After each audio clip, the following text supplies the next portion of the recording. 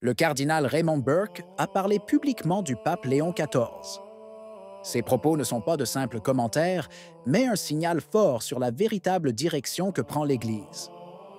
À l'heure des nominations controversées et des tensions internes, ce discours est essentiel pour comprendre l'orientation du nouveau pontificat. Restez à l'écoute. Depuis que le pape Léon XIV est monté sur le trône de Pierre, chacun de ses gestes est soumis à un examen minutieux. Les premières semaines du pontificat ont montré des décisions qui, d'un côté, semblent mesurées et posées, mais de l'autre, ont déjà suscité des discussions parmi les observateurs. Certaines nominations suscitent des inquiétudes, signe que le pape n'entend pas simplement confirmer le système existant, mais souhaite plutôt fixer une direction claire, bien qu'avec prudence. En même temps, ces appels constants à remettre le Christ au centre de la vie ecclésiale frappent par leur insistance et par leur volonté de dégager le champ de toute réduction de l'Église à un simple acteur social. Pas de théâtralité, pas de revendication identitaire nationale, mais une attitude qui transmet calme et détermination.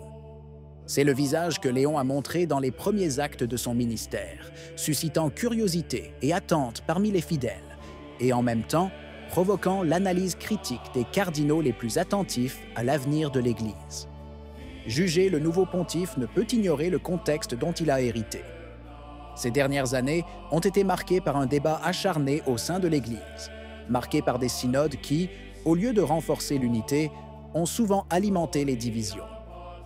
Des projets comme le chemin synodal allemand ont suscité des craintes de voir l'Église se transformer en une sorte d'assemblée politique, réduite à discuter de questions de pouvoir et d'organisation, oubliant sa nature surnaturelle.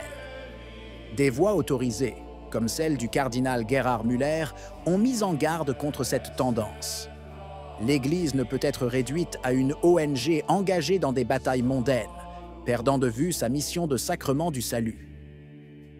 Des préoccupations similaires ont été réitérées par le cardinal Joseph Zen, qui a dénoncé le risque de manipuler les synodes pour changer la doctrine et la discipline, plutôt que de les sauvegarder fidèlement. Parmi les voix les plus autorisées à commenter le début du pontificat de Léon XIV, le cardinal Raymond Burke se distingue. Dans un entretien accordé à la Stampa, le cardinal a dressé un constat simple mais incisif.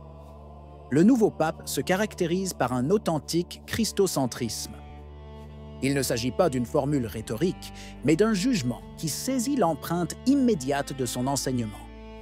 Selon Burke, Léo parle constamment du Christ et de l'Église, ramenant l'attention au cœur de la foi et s'éloignant de la tentation qui réduit l'institution ecclésiale à une structure de service social, comme s'il s'agissait d'une simple organisation non gouvernementale. Des mots comme ceux-ci prennent un poids particulier lorsqu'ils sont placés dans le contexte des controverses de ces dernières années.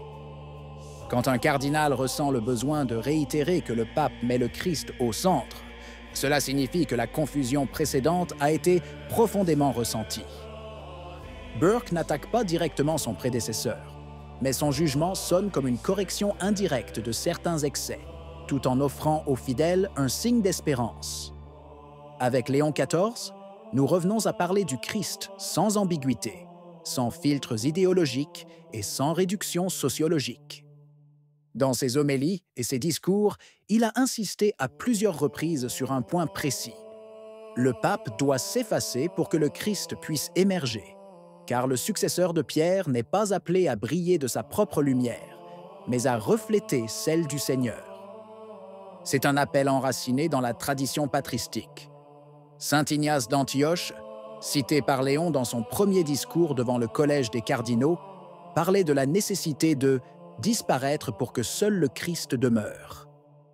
Même dans ses actions quotidiennes, le nouveau pontife semble vouloir confirmer cette position. Il n'a pas mis en avant ses origines américaines, ni cherché à qualifier son élection d'événement national, mais a opté pour une position universelle et sereine. Sa maison dans la communauté augustinienne, partagée avec des religieux de diverses nationalités, devient le symbole d'un style de vie qui renonce aux privilèges pour embrasser la vie fraternelle. S'il est un domaine où le pontificat de Léon XIV est déjà scruté avec attention, c'est celui des nominations. chaque choix à la curie, selon la tradition, est interprété comme un signe d'orientation doctrinale et pastorale. Jusqu'à présent, le pape a maintenu en fonction les principaux responsables des dicastères, mais les décisions controversées n'ont pas manqué. Il suffit de penser à la nomination de Matzinger Renzo Pegoraro à l'Académie pontificale pour la vie, que beaucoup ont interprété comme une ouverture à des postes problématiques. Une démarche qui a suscité du mécontentement et suggère que le nouveau pontife n'a pas peur des choix non conventionnels. Pourtant, à côté de ces signes, il y a aussi des éléments d'espoir. Léon a confié des rôles importants à des personnalités clairement fidèles à la tradition, comme le cardinal Robert Sarra, appelé à représenter le Saint-Siège lors de célébrations solennelles. Cet équilibre délicat entretient les attentes et nourrit les interprétations. Interrogé sur ce point, le cardinal Burke a fait preuve de prudence. Le pape prend son temps pour identifier les collaborateurs qui peuvent véritablement le soutenir. Sans les bons collaborateurs, la tâche est impossible. Ces mots, bien que sobres, transmettent un message clair. Ce sont les nominations, plus que les déclarations, qui détermineront la véritable orientation de ce pontificat. La partie n'est pas encore terminée et l'examen reste intense.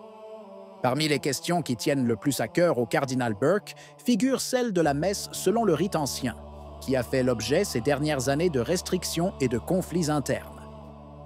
Dans une interview en juin, le même cardinal a déclaré espérer que le pape Léon XIV mettra fin à ce qu'il appelle une persécution de l'intérieur de l'Église contre les fidèles attachés à la liturgie traditionnelle.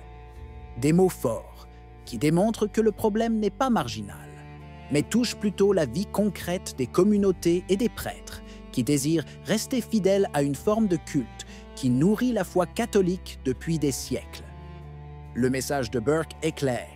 La réconciliation liturgique est un test pour voir dans quelle mesure le nouveau pape entend véritablement être un pasteur universel, capable d'accueillir les enfants de l'Église sans discrimination. À cet égard, les attentes sont grandes. Léon n'a pas encore pris de décision définitive, mais la question reste sur la table et pourrait devenir l'un des premiers tests de feu de son pontificat. La tension entre la fidélité à la tradition et la volonté de réforme liturgique reste vive, et beaucoup se tournent vers Rome avec l'espoir qu'une approche d'unité, et non d'exclusion, prévaudra. En définitive, le pontificat de Léon XIV apparaît marqué à la fois par la prudence et la détermination. Chaque nomination, chaque geste et chaque parole sont scrutés, mais le signal le plus fort reste celui donné par le cardinal Burke. Une Église qui doit redevenir véritablement centrée sur le Christ, sans se plier à l'esprit du monde et sans persécuter ceux qui restent fidèles à sa tradition. Qu'en pensez-vous? Si vous avez aimé la vidéo, laissez un commentaire. Amen. Que Dieu vous bénisse.